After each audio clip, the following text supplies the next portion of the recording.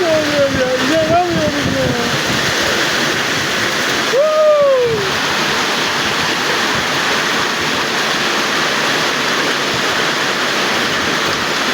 İnanılmaz bir şey, inanılmaz.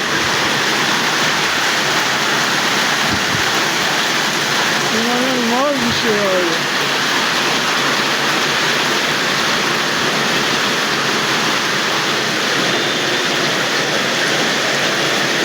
Sel gidiyor resmen ya. Son 3 yılda yağmış en büyük yağmur.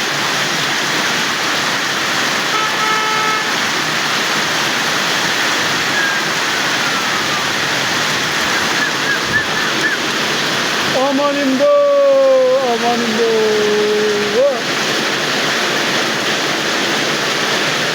Amanin do.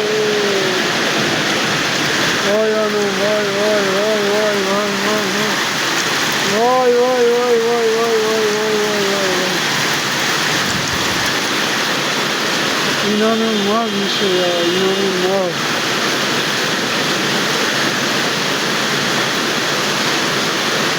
İnanılmaz bir şey ya Rabbim.